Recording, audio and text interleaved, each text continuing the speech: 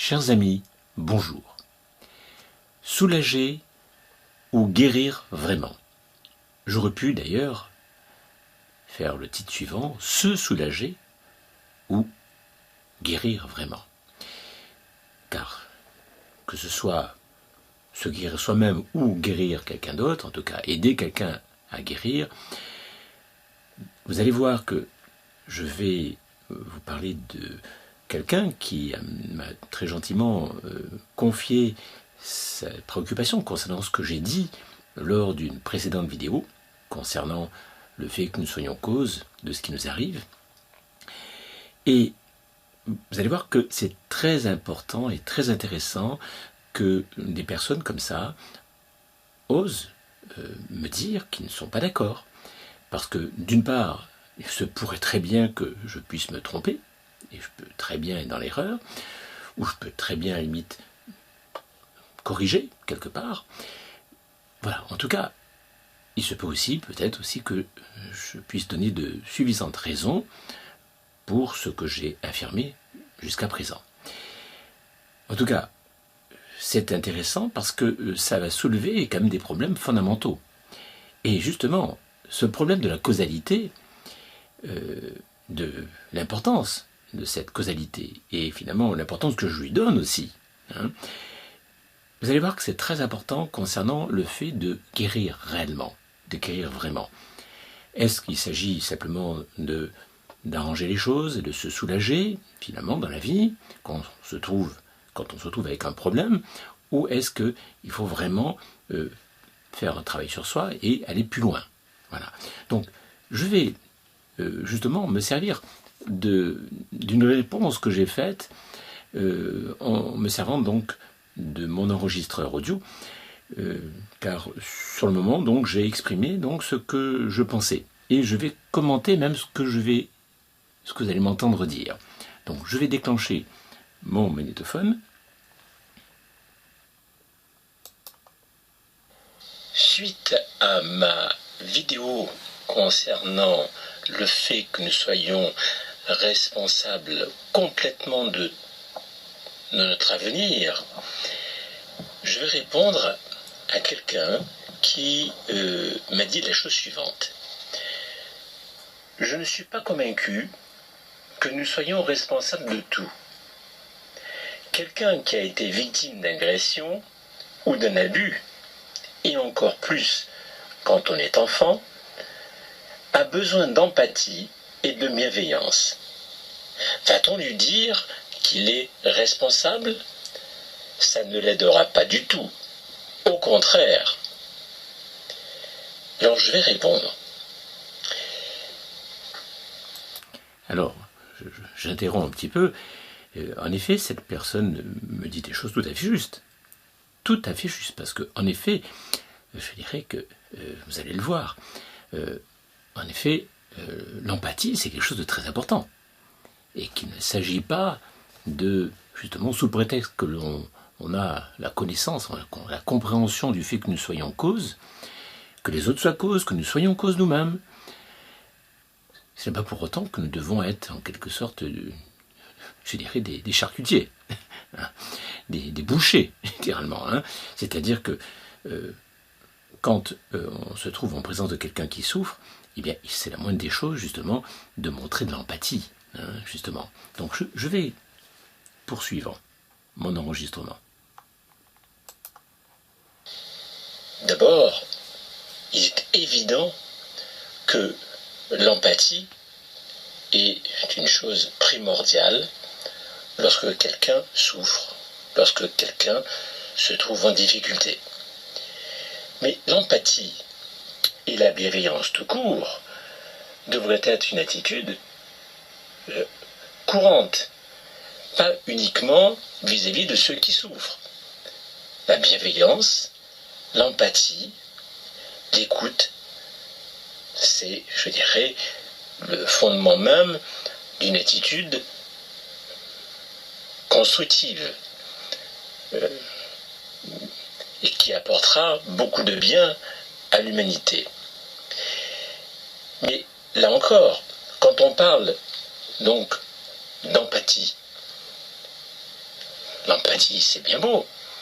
Mais si cette empathie consiste à dire des paroles du genre « Oui, ne t'inquiète pas, ça va aller, je te comprends »,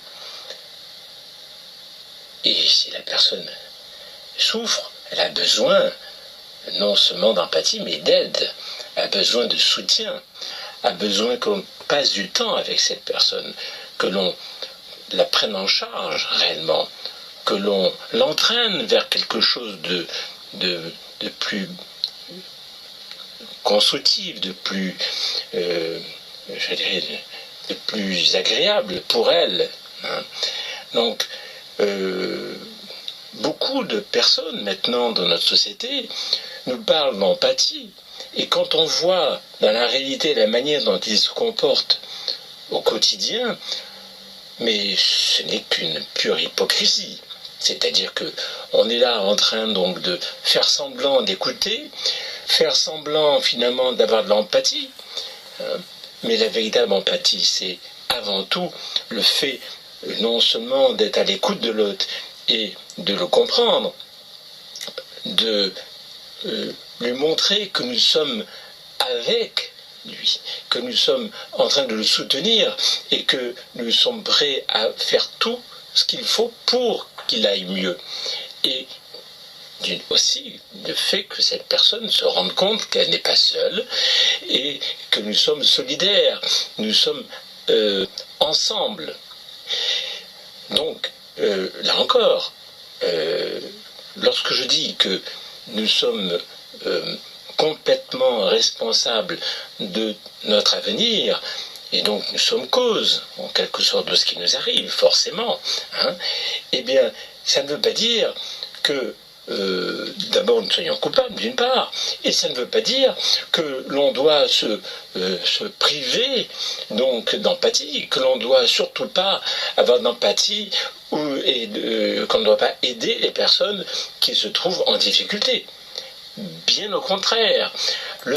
Je stoppe un petit peu pour vous dire un peu ce que je pense de ce que j'ai déjà dit en quelque sorte, mais actuellement dans le monde dans lequel nous vivons, justement, je dirais, on nous parle d'altruisme, on nous dit que, enfin nos gouvernants en particulier, je dirais, une bonne partie de la population qui soutient quand même ce genre de choses, face aux dangers de toutes sortes hein, qui arrivent, etc. Enfin, des dangers d'ailleurs. Si vous allez donc sur ma plateforme, justement, où j'ai un grand nombre de vidéos où je peux développer donc jusqu'au bout, sans crainte donc d'être censuré. Hein. Donc, on voit bien d'évidence qu'à notre époque, on nous parle d'altruisme, on nous dit qu'il faut faire ceci ou cela pour les autres, pour nos parents, pour nos grands-parents, pour ceci, pour cela, et finalement on se rend compte qu'en fait, c'est la manipulation pure, c'est pure hypocrisie, car en effet, que se passe-t-il? Évidemment, on pousse les gens par la peur à faire tout un tas de choses, les gens souffrent, ils souffrent en plus des mesures que nos gouvernants prennent, et non pas réellement des problèmes réels qui se trouvent dans la société. Donc, on en voit là combien ces mots de compassion, d'altruisme sont finalement, pour beaucoup d'entre nous, malheureusement, pas uniquement que nos gouvernants, mais beaucoup d'entre nous se retranchent en quelque sorte vers donc une certaine vertu. C'est-à-dire qu'ils ont la vertu de faire du bien aux autres, etc., en faisant ceci, en faisant cela, en suivant finalement les instructions de nos gouvernants. Voilà, donc je vais continuer parce que bien sûr, je vais beaucoup plus loin que tout ça. Le fait même d'être conscient, d'être cause et responsable de tout ce qui nous arrive, et donc de tout ce qui arrive aux autres, c'est, je dirais, ce qui est essentiel pour que nous puissions justement non seulement prendre soin de nous, puisque justement, si il nous arrive ceci ou cela, c'est bien parce que nous avons agi de telle ou telle manière. Donc il est important que nous nous remettions en question, que nous progressions, que nous apprenions, que nous comprenions. Justement, le fait de se sentir cause et responsable, déjà de nous-mêmes, de ce qui nous arrive, c'est fondamental pour une remise en question réelle. Donc, de ce que nous croyons, de ce que nous pensons, et aussi de notre comportement. Je crois qu'en ce moment, je dirais dans notre société actuelle, on est passé d'un extrême à l'autre. Autant dans les sociétés précédentes. Alors, je vais arrêter parce qu'après, je suis en train de développer un certain historique de la chose. Et pour justement asseoir ma démonstration, en quelque sorte, je vais vous parler un petit peu du passé. Ce que je voudrais dire déjà, au point où en est donc le développement, c'est que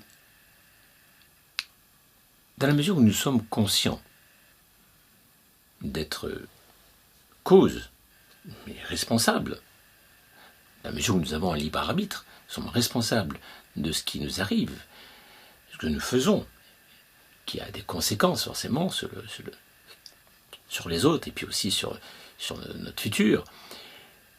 Il est évident que nous pouvons d'autant plus, je dirais, avoir une attitude justement de bienveillance. Quand on vraiment comprend combien nous sommes cause de ce qui nous arrive, nous n'avons pas le réflexe, malheureusement, pour la quasi-totalité, et même moi-même ça m'est arrivé, et cela peut m'arriver d'ailleurs, finalement d'avoir la facilité d'accuser les autres et de dire oui, c'est la faute à ce que quelqu'un m'a dit, c'est parce que je suis fatigué, c'est parce que on te donne tout un tas d'excuses finalement à des actions qui ont conduit à des situations qui nous font souffrir. Donc quand on est vraiment très conscient donc d'être cause, nous avons tout de suite le réflexe, parce que c'est viscéral, vous comprenez, c'est pas uniquement intellectuel, c'est pas uniquement théorique. Nous avons une compréhension complète donc du fait que nous sommes cause, au point que un réflexe automatique, nous ne perdons pas de temps et d'énergie donc à soupçonner tel ou tel autre élément de la nature. Lorsque nous sommes hyper conscients d'être cause, parce que vraiment cela vient de nos tripes, ce n'est pas uniquement une question intellectuelle, théorique, c'est quelque chose qui fait corps avec nous-mêmes. Lorsque vraiment nous sommes arrivés à un stade où vraiment nous sommes persuadés que nous sommes cause quoi qu'il arrive, à ce moment-là, il ne nous vient plus à l'esprit justement de perdre du temps à accuser ou à soupçonner les autres, ou tout simplement attribuer finalement les choses finalement à la faute à pas de chance, ou tout simplement à notre passé, parce que nous avons tous de bonnes raisons d'accuser même notre passé, ou même je dirais, notre karma passé, car quand on est conscient de cette causalité et je dirais non seulement un rapport de cause à effet donc à l'intérieur de notre vie, mais que c'est d'une vie à l'autre, et qu'en sorte notre âme est bien plus âgée que notre âge biologique. Donc, quand on prend conscience de cela, que finalement ce mécanisme de causalité en quelque sorte vient de loin, du passé, on se rend compte en effet que, bien, en effet, nous avons, par je dirais, notre manque de perfectionnement de notre âme, nous avons donc en effet des situations que nous n'apprécions pas forcément toujours. Mais justement, étant cause, étant persuadés d'être cause, nous ne pouvons pas avoir autre chose comme attitude que la compassion, que l'entraide, que le soutien. Donc c'est pour ça que, bien sûr, je comprends très bien que cette personne ait pensé que je pouvais négliger en quelque sorte la compassion, mais ce n'est pas parce que justement nous sommes conscients, hyper conscients d'être responsable et cause de notre vie, ce n'est pas pour autant, justement, que nous allons, en quelque sorte, forcer l'autre, braquer l'autre, je dirais l'accuser même carrément d'être cause. Ah, mais si t'est arrivé ceci ou cela, si tu es malade, ou si t'est arrivé, si tu es tombé, etc., ou si tu as eu ce problème actuel, c'est bien de ta faute, tu es cause, c'est vraiment, tu es coupable. Enfin, bon, et puis même, à la limite, même si on lui disait pas à la personne qu'elle est coupable, le fait même de lui dire, alors qu'en fait, elle est en train de souffrir et qu'elle n'a pas les connaissances nécessaires, elle n'a pas la compréhension nécessaire. Il est évident que ça serait d'une maladresse, non seulement d'une maladresse, mais ça serait d'une méchanceté incroyable. Je dirais, ça serait violent de dire à quelqu'un qu'il est cause alors qu'il vient de se trouver en une situation difficile et qu'il aura forcément lui-même tendance, comme la plupart d'entre nous, donc à accuser finalement les autres, en tout cas la faute à pas de chance.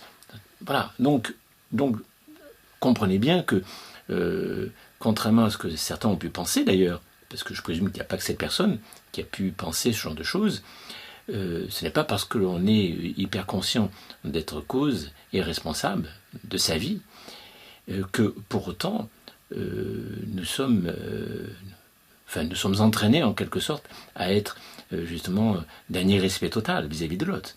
Bien au contraire. Le fait de savoir que nous sommes tous cause de ce qui nous arrive, on est d'autant plus dans la compassion, d'autant plus, je dirais, dans l'entraide, dans le soutien. Donc je vais continuer, bien sûr,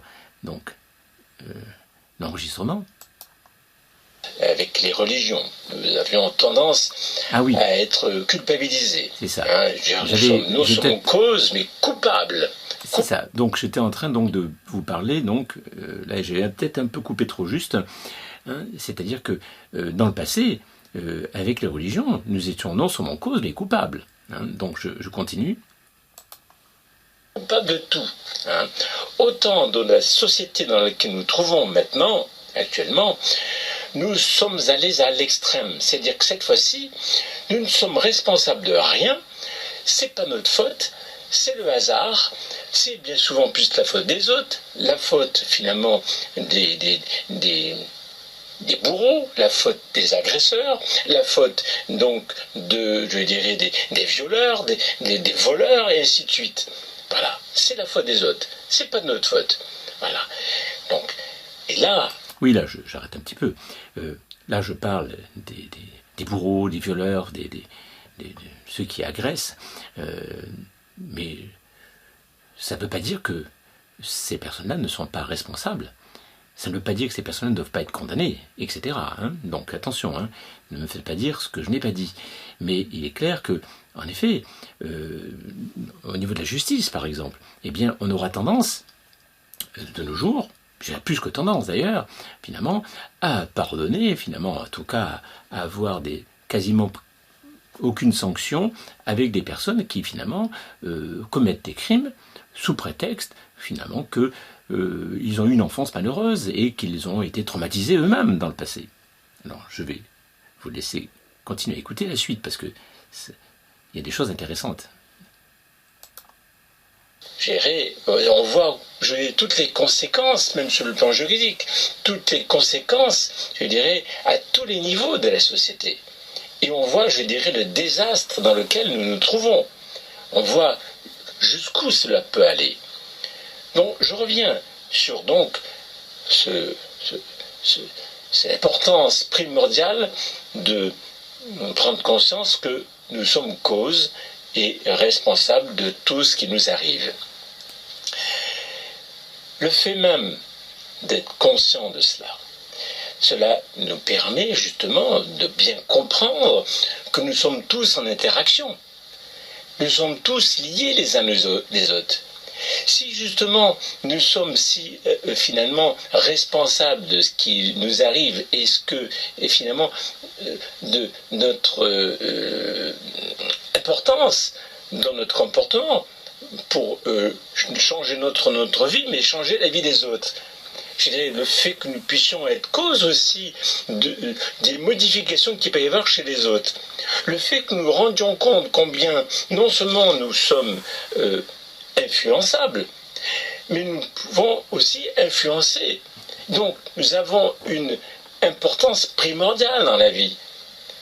Ce n'est pas quelconque. Je dirais, c'est remettre en quelque sorte, je dirais, les choses enfin à l'endroit, c'est-à-dire face à la réalité. La réalité, c'est que, en effet, nous sommes bien cause de ce qui nous arrive parce que, en fonction de notre passé, nous avons fait ou pas fait certaines choses. D'ailleurs, les personnes qui ont certaines connaissances au niveau de la réincarnation et du karma le savent très bien. Ils savent très bien, en effet, que, et certains même, je dirais, d'ailleurs, vont beaucoup vont assez loin en quelque sorte, parce que ils en arrivent littéralement de penser que si nous vivons donc des choses douloureuses et difficiles dans notre vie, c'est que dans une vie passée nous avons été des gens extrêmement dangereux, mais pas du tout. Hein. Ce n'est pas parce que nous sommes pauvres et parce que nous subissons des choses négatives dans cette vie-là, hein, que nous avons été dans une vie précédente riche et que nous avons fait beaucoup de mal. C'est simplement parce que nous avons eu tendance, justement, dans notre vie précédente, de ne pas être suffisamment conscients de notre importance, du fait que nous soyons cause, que nous avons subi bien souvent les choses. Nous avons continué dans cette vie-là, justement, à les subir au point que nous sommes pauvres. Donc, là, Justement, c'est intéressant, parce que malheureusement, même pour ceux qui ont une certaine spiritualité et qui croient donc ce mécanisme de la réincarnation et donc du karma, même parmi ces personnes-là, malheureusement, un certain nombre croient à des choses qui sont fausses, en fait. Hein, parce que, et je dirais même en Inde en particulier, hein, le fait d'être pauvre est considéré comme quelque chose finalement qui est à subir. C'est-à-dire que vous êtes pauvre, ben, c'est parce que vous avez sûrement mal agi dans le passé, dans une vie antérieure. Donc finalement, restez pauvre et subissez. Voilà. Vous comprenez combien finalement, même cette notion de karma peut être mal comprise. Et je retrouve d'ailleurs dans certains écrits ou certains discours de personnes, je ne vais pas donner de nom, hein, de personnes très élevées dans ce genre de philosophie, en quelque sorte religieuse, hein, des choses qui, quand on écoute finalement les propos de ces personnes-là, on se dit mais ça voudrait dire que ceci ou cela, mais c'est grave. Je dis que on voit bien que d'évidence qu'il y a des processus sur le plan karmique qui sont très mal compris et dont même les plus grands donc les penseurs sont dans l'erreur, hein, malheureusement. Parce que, je dirais, et on voit bien d'ailleurs sur le plan même de la population, quand il s'agit par exemple de l'Inde, je dirais des conséquences. Non, je continue. Je m'élève contre un bon nombre de conceptions sur le plan karmique de certaines personnes. Parce que, je dirais, parmi les plus grands, hein, d'ailleurs, hein, il y a certaines conceptions orientales sur le karma qui sont, à mon avis, extrêmement dangereuses. Parce que l'air de rien, ça veut dire que finalement, si nous souffrons et si nous avons des difficultés dans cette vie-là, c'est parce que nous avons été méchants en quelque sorte, nous avons été des agresseurs, nous avons été nocifs vis-à-vis des autres, et à cause du choc au retour, etc., etc. Mais c'est surtout à cause du fait de notre incompétence dans la vie passée. Le fait même que nous ayons accepté tout et n'importe quoi dans la vie passée. Donc, nous continuons sur le même processus. D'ailleurs, le mécanisme karmique, il ne s'effectue pas uniquement, je dirais, d'une vie à l'autre. il s'effectue au sein même de notre vie actuelle, hein, au sein même d'une incarnation.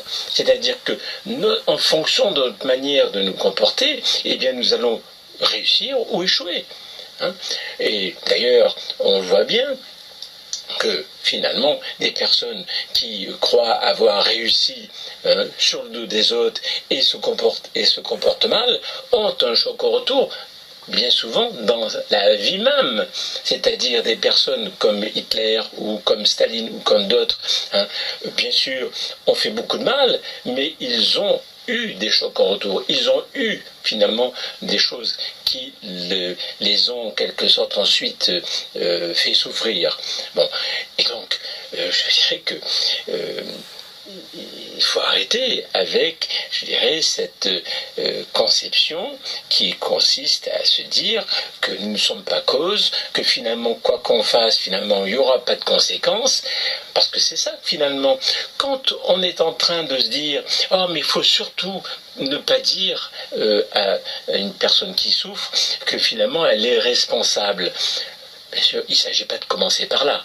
Bien sûr, quelqu'un qui souffre, on ne va pas commencer à lui dire mais tu es cause, c'est ta faute, si tu t'es fait violer, c'est ta faute, si tu t'es fait massacrer, c'est ta faute. Non, pas du tout. D'abord, on commence justement par l'empathie. On commence à tout prix donc à aider la personne, à la soutenir, à la cajoler, à lui montrer que finalement on est là et qu'on n'est pas là en train donc finalement de jouer la comédie de la compassion, hein, et qu'on l'aide vraiment, qu'on prend du temps pour l'aider, qu'on fait ce qu'il faut pour que justement elle puisse ne pas se sentir seule face finalement à ce qu'elle a subi, et de bien lui montrer que nous sommes bien en interaction et que nous qui savons, hein, nous qui sommes conscients du fait que nous sommes cause et que tout être humain est cause, eh bien justement nous sommes là, solidaires, c'est-à-dire oui en effet nous sommes cause, oui, mais pas coupables, mais nous sommes là, et donc on est là pour aider, pour aimer, pour apporter de l'aide à ceux qui souffrent. Parce que nous-mêmes, de notre côté, nous pourrons très bien, à un moment donné, même si nous sommes conscients donc du fait que nous sommes cause, nous pouvons très bien, par moment, échouer. Nous pourrons très bien, en effet, ne pas être à la hauteur de certaines circonstances. Et d'évidence, nous tombons. Et c'est pas parce que nous tombons que nous devons nous imaginer que finalement ce n'est pas de notre faute, que nous ne sommes pas cause, que finalement c'est la faute à pas de chance. Parce que de deux choses l'une, ou nous sommes cause, ou nous ne sommes pas cause. Je dirais, le fait d'être entre les deux, dire que oui, par moment nous sommes cause, par moment nous ne sommes pas cause, c'est vraiment jouer, finalement, c'est se leurrer, c'est se raconter des histoires, c'est simplement pourquoi cette loi agirait dans certaines circonstances, cette loi de causalité, pourquoi agirait-elle dans certaines circonstances et pas dans d'autres? Je dirais que n'importe quel physicien, n'importe quel scientifique serait déjà choqué de ça. Il se dirait, il faudrait étudier ça de plus près. Pourquoi? Pourquoi, dans certaines circonstances, on pense que nous sommes cause, et dans d'autres, on ne l'est pas? Voilà, déjà, là, il y a un problème. Donc, il faut être clair. Et c'est sûr que c'est pas facile à avaler tout ça. C'est sûrement pas évident. D'autant plus que toute notre civilisation est basée là-dessus. Sur le fait que nous ne sommes pas cause.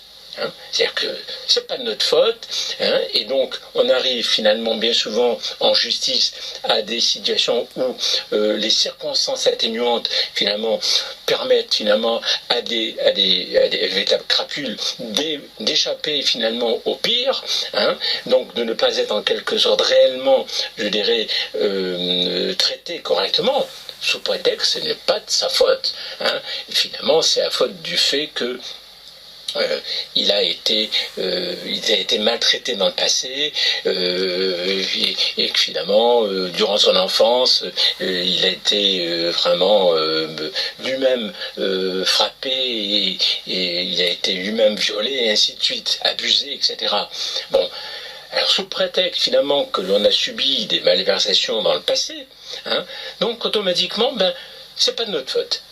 Mais regardons comparativement toutes ces personnes qui ont été maltraitées. Il y a bien deux sortes de personnes, deux sortes d'âmes. Il y a celles qui, face donc à des violences, vont justement prendre les dispositions pour justement ne pas rendre les coups, ne pas en quelque sorte refaire la même chose sur les autres. Et donc avec beaucoup d'amour et de conscience vont justement en être responsables, hein, donc agir de belle manière. Et puis à ceux, sous prétexte qu'ils ont été frappés, violentés, hein, violés, se permettent ensuite d'en faire autant sur les autres. Donc il y a bien une prise de conscience, il y a bien un libre arbitre, il y a bien, je dirais, une différence entre ces deux situations. Donc déjà là, on devrait se poser des questions. Donc on voit bien d'évidence que la causalité, elle est là, qu'on le veuille ou non. Hein, et le libre arbitre aussi est là. C'est-à-dire que nous sommes tous cause et responsables, et chacune de nos âmes, en fonction, je dirais, de notre trajet, en fonction justement de notre niveau de conscience, nous allons justement prendre des dispositions ou alors, finalement, profiter de la situation. Hein, voilà, c'est-à-dire que lorsque on vous dit oui, mais c'est pas de ta faute, oui, en effet, si tu as fait du mal, ou si t'est arrivé ceci, ou si t'est arrivé cela, c'est pas de ta faute, c'est la faute des parents, c'est la faute de ceci, c'est la faute de la société, etc. Il est évident que la personne ne pourra pas réellement se remettre en question. Et ça, c'est quelque part, c'est quelque chose d'assez dur, hein, mais ce n'est pas parce que nous devons d'être dans la bienveillance, dans l'amour, que nous devons oublier que nous sommes cause. Je dirais, on est passé d'un extrême à l'autre parce que quand on voit un peu l'enseignement chrétien en particulier, on voit jusqu'où des fois ce problème de la causalité a été, je dirais, mis en avant au point que bien souvent il a été vécu comme de la culpabilité. C'est-à-dire que en tant que chrétien, hein, catholique en tout cas, hein, bien souvent on nous a fait comprendre que si finalement nous sommes sur terre, c'est pour purger, c'est parce que nous sommes punis en quelque sorte, parce que nous avons fait dans le passé, parce que nos générations ont fait dans le passé. Et sur le plan individuel, hein, lorsque nous faisons quelque chose qui n'est pas bien en fonction des 10 commandements, hein, et bien c'est parce que nous nous sommes mal comportés. Donc on voit bien qu'il y a réellement un problème de causalité qui est quelque part là vécu dans le sens complètement, je dis, destructeur, culpabilisant. C'est quelque part on punit. Alors que là, il ne s'agit pas de se punir ou de punir les autres, il s'agit de se remettre en question, il s'agit d'élever son niveau de conscience, il s'agit de prendre de nouvelles dispositions. C'est complètement différent. Donc, pour moi, donc l'empathie, je dirais, et surtout l'aide, le soutien, hein, l'entraide, c'est quelque chose qui n'est pas incompatible, hein, avec la causalité, avec le fait que nous soyons cause. Au contraire, justement, plus nous nous sentons cause et responsables de ce qui nous arrive et ce qui arrive aux autres, plus nous sommes conscients du fait que nous sommes tous en interaction, que nous devrions être tous solidaires et devrions nous soutenir vis-à-vis finalement de ce phénomène de la causalité. Hein. D'autant plus, et d'ailleurs on voit bien toutes ces personnes qui nous parlent d'empathie, de solidarité, bien souvent ils ne la font pas avec les personnes qui mériteraient le plus finalement d'être aidées, mais ils aident d'ailleurs sans quelque part, finalement, contrepartie. C'est-à-dire qu'en fait, ils aident, et puis la personne peut faire n'importe quoi, ils s'en foutent. Hein, je dirais, et bien souvent, il y a des personnes qui, autour d'eux, auraient besoin d'aide, de soutien, auraient besoin d'être soutenus, et c'est comme s'ils n'existaient pas. Je parle, en l'occurrence, de toutes ces personnes qui travaillent dans des associations humanitaires, qui vont aider des personnes à l'autre bout du monde, hein, et qui sont dans l'incapacité complète de prendre conscience je dirais, du malheur qui existe autour d'eux. Vraiment dans leur famille, chez les amis, des personnes qui vivent à côté d'eux. Hein.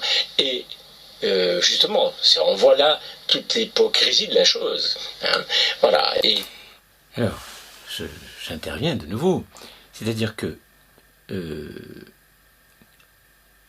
manque de conscience, justement, le manque de conscience que nous sommes cause aussi, aboutit au fait que ces personnes-là, qui sont dans l'humanitaire, en tout cas qui se disent être altruistes, généreux, remplis de compassion et d'empathie, ces personnes-là trouvent le moyen, en quelque sorte, de planter dans de mauvaises terres. C'est-à-dire qu'ils ont pourtant autour d'eux des personnes qui seraient prêtes, en quelque sorte, à recevoir, en quelque sorte, leur aide d'une manière constructive, c'est-à-dire en eux-mêmes de leur côté, je dirais, apporter une transformation d'eux-mêmes, apporter une meilleure conscience en eux et autour d'eux. Mais là non, c'est en quelque sorte du don par moment bénéfique. Hein. Je ne dis pas que tout ce qui est humanitaire au niveau de pays qui se trouvent à l'autre bout du monde ne peut pas être utile et ne peut pas être constructif. Hein. Mais commençons déjà par autour de nous. Parce que il n'y a rien de pire dans notre société que des personnes qui se permettent donc d'aider les autres alors qu'eux-mêmes, de leur côté, ne sont pas, je dirais, bien dans leur peau, sont mal en point. Hein. On peut aider financièrement quelqu'un que si vraiment soi-même on est suffisamment aisé sur le plan, en tout cas suffisamment à l'aise sur le plan financier. Mais à d'autres niveaux c'est pareil.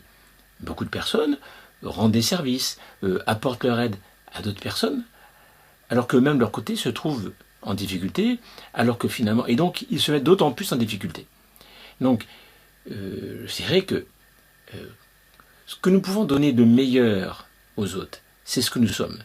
Si vraiment, je dirais, nous n'avons pas un niveau de conscience suffisant, je dirais, tous les dons que nous pourrons faire et toutes les actions que nous pourrons faire sur l'extérieur risquent de ne pas être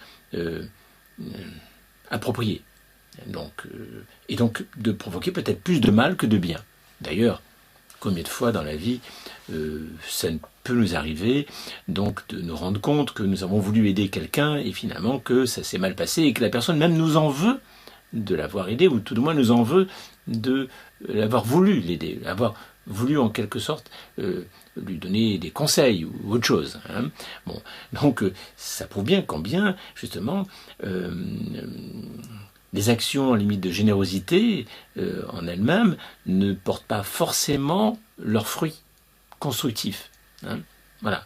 Donc, je pense que c'était important que je souligne ça. Donc, je continue.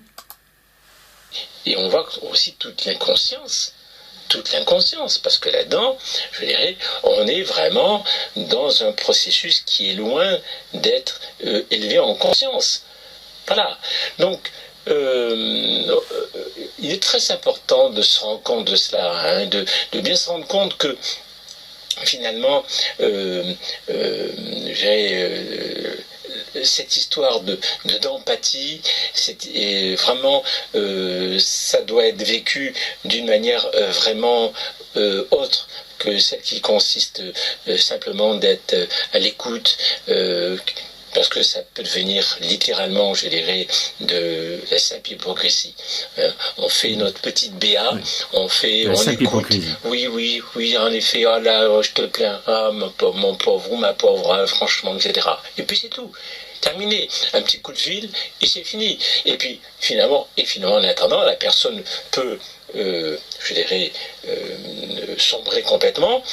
On s'en fout, parce que quelque part, au fond de toutes ces personnes qui nous parlent d'empathie, qui nous parlent de solidarité, on a surtout des personnes qui finalement sont très égoïstes, qui pensent à elles avant tout. Hein. Voilà, donc. Je fais référence là, bien sûr, en particulier à nos gouvernants, qui nous parlent d'altruisme et d'empathie, et qui nous parlent en tout cas de solidarité, qui nous parlent de vouloir notre bien, et ainsi de suite. Quelque part, il faut toujours se méfier des gens qui, finalement, pas tout le monde, hein, parce que quand même, malgré tout, il y a des personnes qui sont sincères tout de même, et qui veulent vraiment le bien des autres, mais très sincèrement.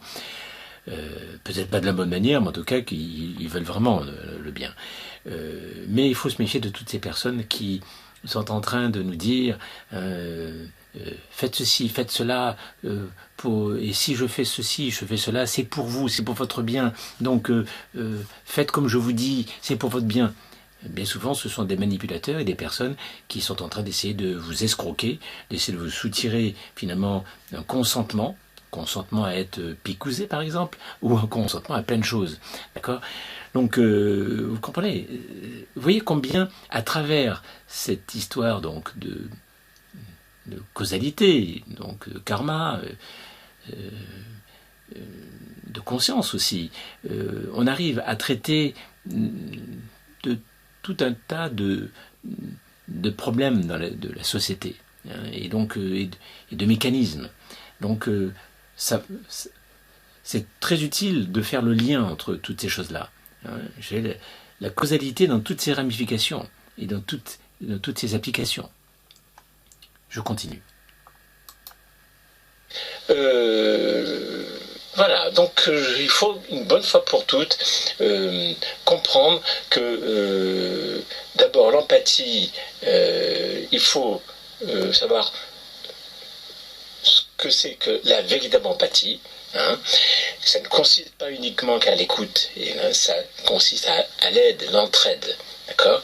Et cela demande justement une haute conscience de notre responsabilité, une haute conscience justement du fait que nous sommes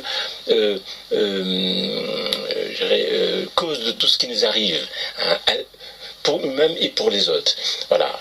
Donc, ça me semble être très important. Et donc, il n'y a pas d'incompatibilité du tout à dire que nous sommes cause et responsables, hein, avec le fait d'être finalement dans l'empathie. Lorsque quelqu'un souffre, on ne va pas tout de suite dire c'est ta faute. D'abord, entre parenthèses, je n'ai jamais dit que c'était la faute de quiconque. Hein, j'ai simplement dit que nous sommes cause, en effet. Et ça, malheureusement, quand quelqu'un souffre, quand quelqu'un est en difficulté, c'est bien souvent parce que cette personne, justement, manque de conscience, parce que cette personne n'est pas consciente qu'elle est cause et responsable. C'est pour ça qu'elle se trouve dans des situations bien souvent. Alors, cela dit, ça ne veut pas dire, sous prétexte que nous sommes conscients d'être cause responsable de notre vie, qu'il ne nous arrive rien de mal. Il peut nous arriver d'échouer et de nous trouver même à souffrir. Mais, comme par hasard, nous ne sommes pas en train donc d'accuser les autres. Voilà. Quand il nous arrive quelque chose, en tant qu'être conscient, et finalement conscient du fait d'être cause et responsable de sa vie, ça ne nous vient pas du tout à l'esprit de dire c'est la faute des autres. C'est la faute de notre passé, c'est la faute finalement, je dirais, du gouvernement, c'est la faute finalement de telle ou telle personne. C'est parce qu'en effet j'ai beaucoup souffert, c'est parce que finalement on n'a pas aidé, c'est parce que ceci, c'est parce que cela. Quand on se trouve en difficulté alors que nous sommes à un suffisant niveau de conscience et que nous savons très profondément que nous sommes cause de tout ce qui nous arrive, eh bien on assume. On assume, et je dirais même on peut assumer sans avoir besoin forcément d'empathie et de l'aide des autres. Oui, j'interromps un petit peu. C'est-à-dire que, en effet, lorsque nous sommes vraiment très conscients d'être cause et responsable de notre avenir, de notre vie, on a à ce moment-là, je dirais, on ne perd pas de temps à... Parce que finalement, c'est une perte de temps que de se dire que c'est la faute du passé. Généralement, ça aboutit à un immobilisme. Ça évite à une sorte de renoncement tel que finalement, on en arrive finalement à prendre des drogues, hein, des calmants ou des excitants. Tout un tas d'adjuvants qui vont permettre donc de compenser le manque de sommeil, compenser le manque d'énergie, compenser, et on va vivre de plus en plus dans une sorte de comme des handicapés.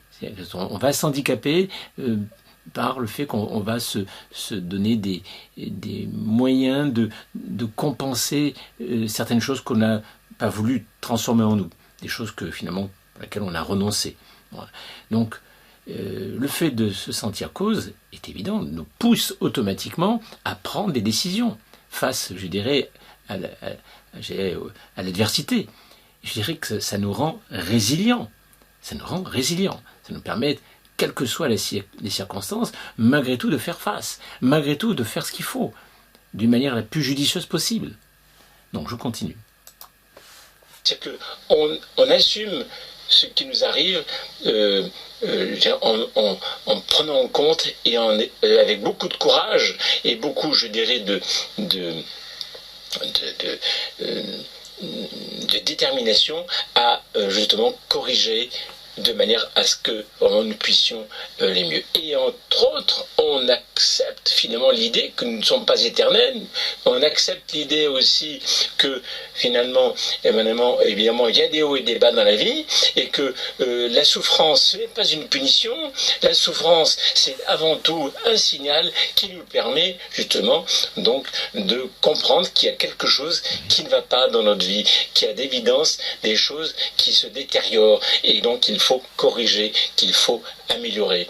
Voilà. Parce que là, j'ai entendu, même au niveau de la souffrance, encore récemment, hein, donc des personnes qui nous disent que finalement la souffrance est quelque chose de très important et que nous sommes sur Terre pour souffrir en quelque sorte, et que la souffrance, c'est, je dirais, le passage obligé pour se transformer, etc. Mais est-ce que ces personnes s'écoutent? Est-ce qu'ils entendent un petit peu ce qu'ils disent? Est-ce qu'ils se rendent compte, je dirais, de l'horreur? Et pourtant des personnes que j'estime beaucoup d'ailleurs, des personnes qui disent et qui sont suivies par de nombreuses personnes, des personnes qui finalement ont de belles intentions quand ils parlent, mais malheureusement ils ne font que répéter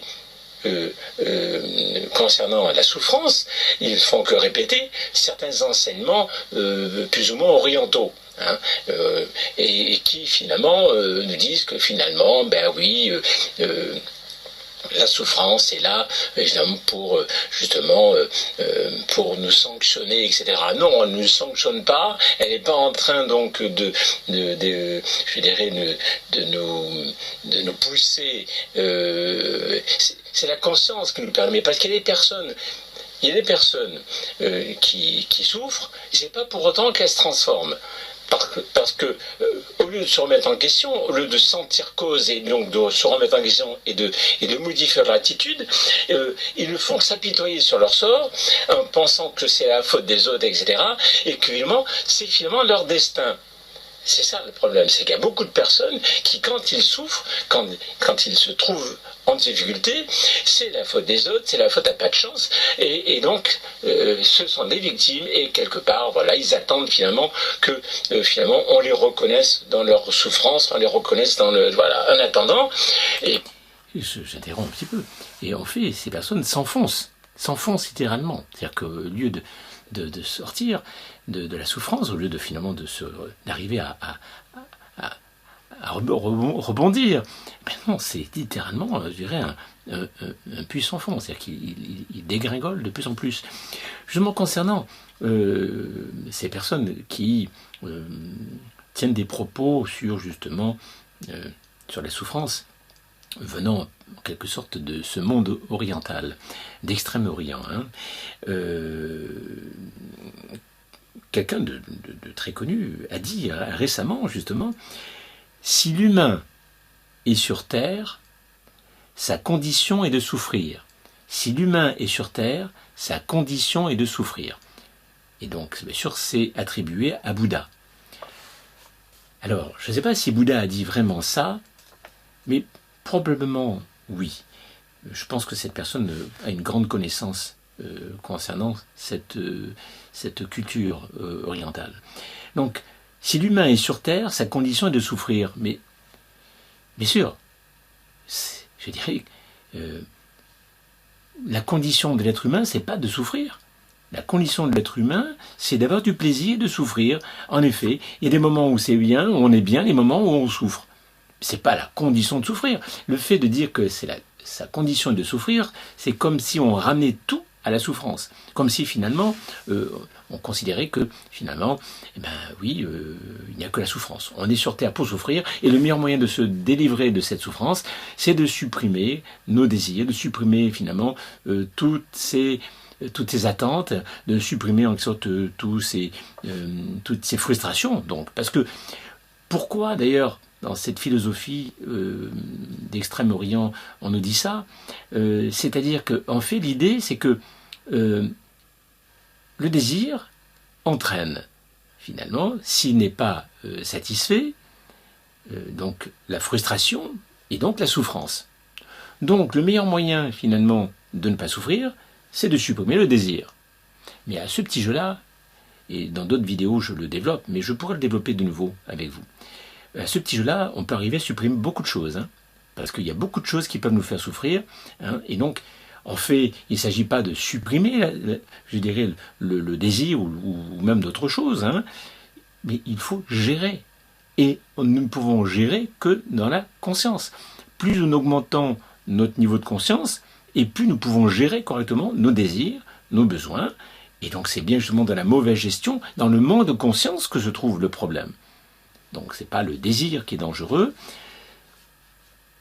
et qui entraîne la souffrance, c'est notre manque de gestion, notre manque de conscience. Voilà, vous voyez comment on peut arriver à s'engouffrer dans des comportements finalement toxiques, qu'on le veuille ou non, parce que si on applique vraiment ces enseignements-là, on se met dans un ashram et on ne bouge plus. C'est-à-dire que là, la vie telle que nous la connaissons, qui à certains aspects est fait dans la bienveillance, dans la gentillesse, tout ça. On n'a pas besoin d'être un grand maître pour vivre agréablement, sans tuer, sans faire mal, et d'une manière agréable, et sans souffrir. Donc là encore, si vous voulez, il y a des choses quand même qu'il faut dire. Parce que le problème, c'est qu'il y a une sorte de tas. C'est-à-dire que sous prétexte que ça vient de l'Extrême-Orient, sous prétexte que c'est ceci, sous prétexte que c'est cela, eh bien, on ne fait que répéter finalement certains enseignements de certains grands maîtres. Voilà. Mais ce qui ne veut pas dire que je ne suis pas les enseignements des grands maîtres. Je pense que les grands maîtres, tous autant qu'ils sont, n'ont pas dit que des choses, en toute vérité. C'est-à-dire que ce sont des niveaux de vérité que les grands maîtres ont dit. Certaines de ces conceptions des grands maîtres, certaines sont tout à fait valables encore de nos jours et sont vraiment profondes et vraies, on peut dire en permanence, et d'autres sont des conceptions et des considérations qui ne sont pas forcément tout à fait, non seulement applicables, mais justes. Donc, il faut oser, et même vis-à-vis de moi, n'hésitez pas à faire comme cette personne l'a fait, c'est-à-dire à me dire gentiment qu'elle n'est pas d'accord avec ce que je dis. C'est très important que nous échangeons, c'est très important que vous me fassiez des commentaires, c'est très important que vous me disiez, bien sûr gentiment, que il y a des choses que vous avez du mal à accepter et que vous n'êtes pas d'accord avec moi. Et à la limite, vous me donnez des arguments. C'est très important de donner des arguments de manière à ce que, justement, toujours des preuves. Car c'est ça, je dirais, le fait d'échanger en conscience, c'est d'échanger avec des preuves. et d'accumuler ces preuves. Et plus on a de preuves, et plus on s'élève en conscience, et plus on s'élève en vérité. Voilà. Parce qu'aucune vérité n'est parfaite. Il n'y a que des niveaux de vérité. Donc voilà, donc je vais continuer quand même. Donc, bien, ces personnes-là sont en danger, parce qu'en attendant, ils ne sont pas prêts à se remettre en question, ils ne sont pas prêts à sortir de ce cercle infernal. Alors que, et c'est pour ça que c'est très important, quand on rencontre quelqu'un qui souffre, comme ça, c'est pas de lui dire c'est ta faute, c'est pas de lui dire tu es cause, mais simplement de lui dire ne t'inquiète pas, je suis là, voilà, tu sais, voilà, donc les choses, les choses se passent de cette manière, tu vois, c'est des choses malheureusement que l'on ignore hein, et qu'on a tendance un peu, mais tu vois, les choses vont bien s'arranger parce que tu vois, d'abord je suis là, je t'aide, tu n'es pas seul, hein, moi il m'est arrivé des choses aussi dans ma vie et tu vois, j'ai fait ce qu'il faut et allez, on va faire ce qu'il faut, allez, ensemble, etc. Voilà, donc, ça, c'est une attitude constructive, consciente et bienveillante qui permet justement de réellement vivre avec le réel, avec la réalité. Malheureusement, dans la société dans laquelle nous nous trouvons en complète contradiction avec la réalité. C'est-à-dire qu'on est un peu d'ailleurs comme tous ces jeux virtuels, on est complètement à côté, complètement, je dirais, donc de la réalité. On a beau pourtant avoir des sciences qui sont là pour nous enseigner finalement la réalité, hein, puisque un vrai scientifique devrait, enfin, comme que ce soit Einstein ou comme Kepler ou comme Newton, savent très bien qu'il est très important donc d'établir une théorie et que cette théorie doit être dépassée en permanence, que rien n'est complètement vrai et que nous avançons toujours vers plus de vérité. Et donc il faut être toujours ouvert à, je dirais, à gérer quelque chose de plus juste et donc de m'y rapprocher un peu plus la réalité et donc finalement de se trouver de plus en plus dans la réalité, être en accord avec la réalité, donc de ne pas être en train de se tromper, de se mentir, de se raconter des histoires. Or, regardez comment se trouve cette société dans laquelle nous nous trouvons maintenant. Hein, une société où le mensonge devient, je dirais, un exercice vraiment normal, non seulement de la part de nos élites financières, d'oligarchie, hein, bien sûr, donc toutes ces personnes, hein, donc du Forum économique mondial, etc., mais aussi au sein même de la société. Regardons évidemment comment nous sommes, nous, en tant que résistants. Regardons comment nous pourrons nous entredéchirer, comment nous sommes en mesure de nous diviser, et combien finalement nous nous mentons sur la réalité, bien souvent, malgré tout, même si finalement nous sommes conscients de certaines choses. oui, je t'interromps un petit peu parce que justement entre résistants, combien de fois ai-je entendu, oui, un tel fait partie donc de l'opposition contrôlée. Ces mêmes personnes en ce moment se retrouvent certaines en prison, se retrouvent censurées de partout, en difficulté. Mais si c'était vraiment des personnes qui faisaient, comme on a souvent entendu parler, partie de l'opposition contrôlée, vous croyez franchement qu'ils s'amuseraient à se retrouver en prison, qu'ils s'amuseraient finalement à se retrouver censurés, maltraités par le pouvoir? Vous pensez franchement? Mais en plus, ce n'est pas une personne. Le nombre de résistants qui, bien sûr, n'ont peut-être pas, je dirais, une manière commune de fonctionner, mais chacun a sa manière de résister, chacun a sa manière finalement de s'opposer au système. C'est tout à fait respectable. Bon, eh bien, à la moindre petite parole, à la moindre petite... tout de suite, c'est une condamnation, trahison, c'est un traître, un traître vis-à-vis de la résistance, c'est quelqu'un qui fait partie de l'opposition contrôlée. Combien de fois ai-je entendu ça? Et ça continue. Et je dirais, c'est à celui... Donc, finalement, les résistants, même si nous sommes conscients de certaines choses, eh bien, il est évident que nous ne sommes pas très élevés en conscience. Et nous sommes en mesure de nous diviser, de nous insulter, de nous dire des choses complètement fausses, de nous agresser. Je dirais, l'état profond, et je dirais ceux qui nous dirigent, hein, je dirais, peuvent continuer dans leur déferlement donc de totalitarisme. Ils peuvent continuer donc dans toutes les mesures totalitaires sans aucune difficulté. Rien ne peut les arrêter puisque les résistants passent leur temps à s'insulter, à s'accuser. Voilà. Je vais continuer quand même malgré tout. Et de tous ces mensonges que l'on nous inflige. Nous-mêmes, nous avons tendance à nous mentir. Hein. Donc, il faut revenir, je crois, un peu plus de conscience, essayer de comprendre des choses. Et malheureusement, nous avons été conditionnés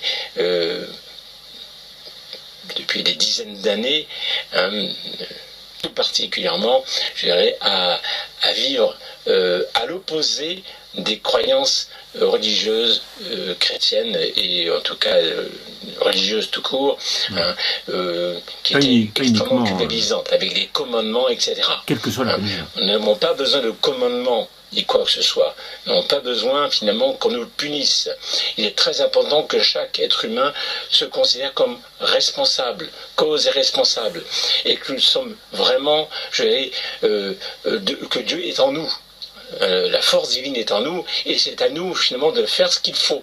Hein, et de ne pas attendre à chaque fois à ce qu'un groupe religieux ou un groupe politique ou un groupe idéologique quelconque, qu'il soit écologique ou autre chose, hein, de résoudre les problèmes. C'est à nous justement de nous remettre en question, c'est à nous de nous construire en permanence. Voilà, donc, je pense que bon, tout a été dit quelque part. Bon, il y a peut-être deux petites choses que je voudrais rajouter, c'est que à un moment donné, dans ma précédente vidéo, je pense, j'ai dû parler donc des spécialistes en développement personnel, dont je fais partie, hein, et donc des psychologues, enfin de la psychologie, dans la psychologie donc du développement personnel.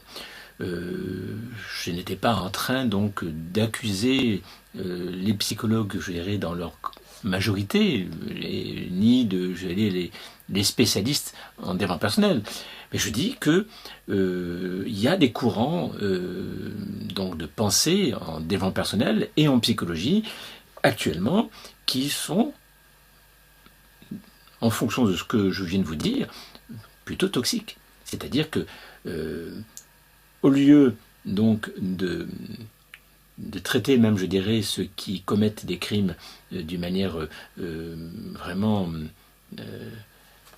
en toute conscience, de manière à ce que vraiment, je dirais, la justice se fasse avec équité, bien non, justement, sous prétexte de ce que j'ai dit tout à l'heure, eh bien, vraiment, je dirais, la mentalité qu'ont développé aussi bien un bon nombre de spécialistes en développement personnel que de psychologues, cette mentalité-là a eu une influence sur les juges et sur la justice.